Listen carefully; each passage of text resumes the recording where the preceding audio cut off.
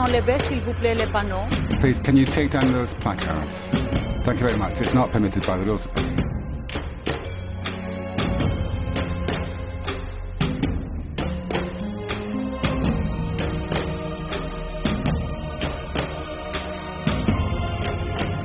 Der Ratifizierungsprozess muss uneingeschränkt fortgeführt werden. Unser Ziel bleibt es, den Vertrag von Lissabon bis zu den Wahlen zum Europäischen Parlament im Juni 2009 in Kraft zu setzen. Diese Grundsätze werden... In response to the historic and some would say joyous expression of democratic will in Ireland last week, you said yesterday from the chair that it remains our goal to see the Lisbon Treaty enter into force before the elections of next year, provided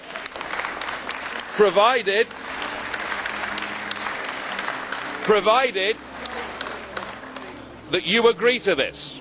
I shall resolutely defend these principles in the Council at the end of the week. So you've asked us for a mandate. I would suggest to the House that simply having the mandate of the Conference of Presidents is not enough for this, and that we ought, under Rule 103, which clearly says that Parliament shall decide whether or not to wind up the debate with a resolution, to finish our debate tomorrow with President Barroso with a vote to see whether we should give you that mandate or not, and to see whether members of this so-called democratic chamber are prepared to respect the Irish result and to find out whether no really means no. Thank you.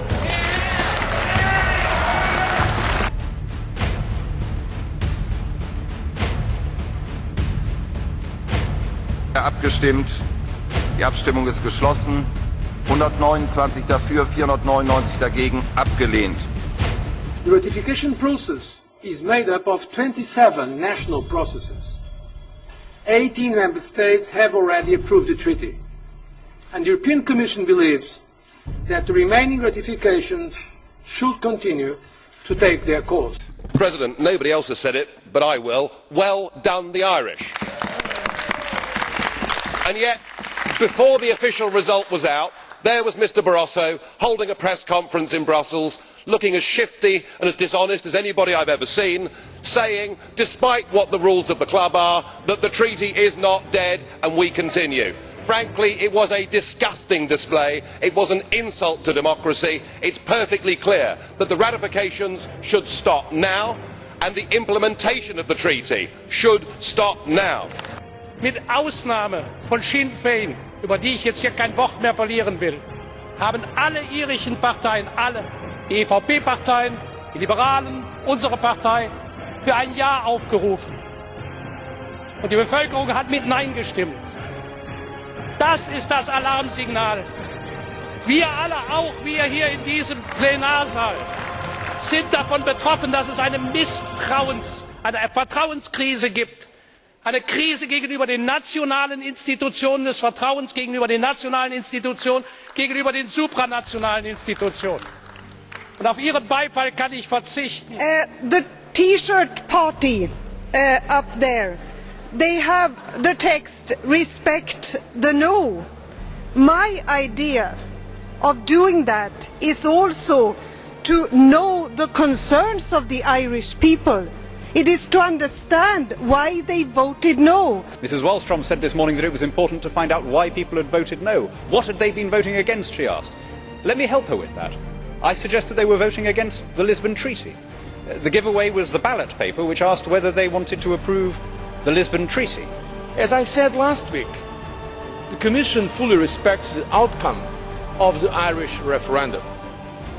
We must show the same respect for all national ratifications, whether they have chosen to take the route of referendum or of parliamentary ratification. And then Mr Cohn-Bendit said it would be quite wrong to have 1 million people deciding the fate of 500 million Europeans. Well, I'm happy to agree with that. Give the 500 million their referendums too. Pactio Olisipiensis Sensendaest. Thank you. Don't forget, the European leaders have invested a lot of political capital into this whole procedure. While it is clear that the Lisbon Treaty cannot enter into force before unanimity about its ratification, It is also clear that an Irish vote decides on the Irish position, but cannot determine the position of other countries. I used to think, after the French and Dutch results, that you were in denial.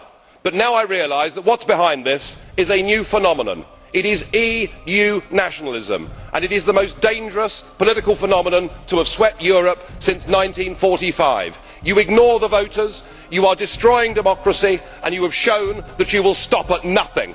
I hope that we will not be demoralised by this and will keep our line. What we need is, of course, sailors and navigators for fair weather, but also for difficult times. I believe we should keep the cap and go on with our project so that Europe is more necessary than ever. Well, ask yourself, why are the politicians, why is this class now unpopular? Well, later on today, Mr Barroso, this House will be voting for a new Justice Commissioner, and it's likely that a former convicted fraudster will, after today, be the Justice Commissioner for the European Union. Og alligevel hører man kommissionens formand sige, at ratifikationen skal fortsætte. Man taler om, at et lands skepsis ikke kan bremse udviklingen. Man søger at fremlægge det som om, at det irske folk har et problem. Men det har de ikke. Kløften er ikke mellem det irske folk og Europa. Kløften er mellem Europas folk og Europas statsledere. Kløften er ikke mellem nogle lande og resten af Europa. Frankrig, Holland og Irland ønsker ikke at bremse udviklingen. De ønsker en anden udvikling. Så fat det dog. There has been a great deal of disparagement of my country since Friday.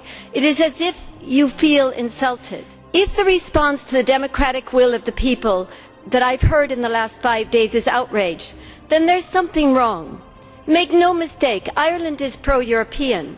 We believe, as obviously you do not, that the project has lost its way. It has lost sight of the one thing it needs most, democracy.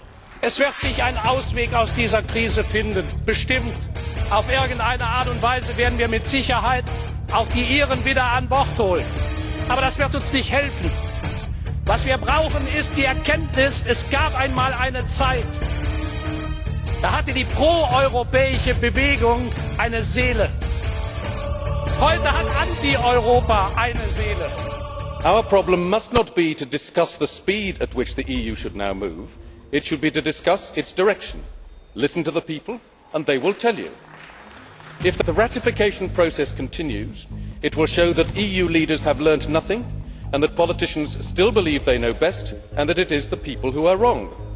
By definition, the people are always right. It is called democracy. We want an EU which is people-centred and which delivers that democracy. So we must not ignore the Irish vote, we should build upon it. The ratification process should stop, the listening to the people should begin. No. Can I say this is not democracy, what you said, sir. Democracy is to say we respect the Irish as we respect every other member state's decisions. Let's continue the process. This is what we have to continue today.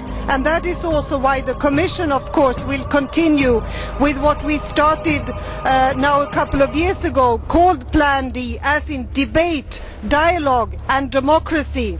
Is threatening a country for being democratic an action of democracy? Ich kann Ihnen sagen, diese Seele, Sie sehen, wie mobil die sind. Die sind gelaufen in Irland. Die haben die Treppen gestiegen, die haben an den Haustüren geklingelt, die haben ihre Traktate verteilt. Die waren überall. Wo waren die Pro-Europäer? Wo ist die Bewegung, die für die europäische Einigung kämpft? Wo ist die Leidenschaft, die wir mal hatten? Die Leidenschaft, die ist heute auf der anderen Seite. Bei denen, die Europa schlecht reden, von rechts. Bei denen, die Europa schlecht reden, weil sie Angst haben. Aber die Mischung aus sozialem Abstieg und Angst war doch immer in Europa das Einfallstor für den Faschismus. Es wurde der Vertrag inhaltlich diskutiert in Irland, insbesondere die neoliberale Festlegung, Militarisierung und vor allem der undemokratische Charakter. Ich glaube, was notwendig ist, ist, dass das einfach akzeptiert wird, dieses Votum. Der Vertrag ist tot und es bedarf eines anderen Vertrages. Und wir werden die Reihe von undemokratischen Äußerungen, die hier stattgefunden haben, durchaus auch zur Kenntnis nehmen und dokumentieren. Vielen Dank. Og til hr. Schulz, Skam dem, hr. Schulz. De sammenligner såkaldte anti-europæere med fascister. Men det er deres retorik, der er fascistisk. Skam dem. Shame on you. Schande.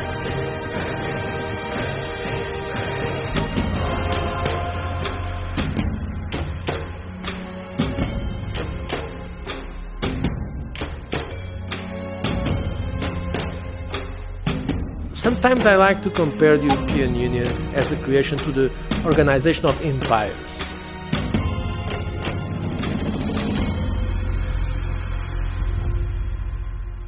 The empires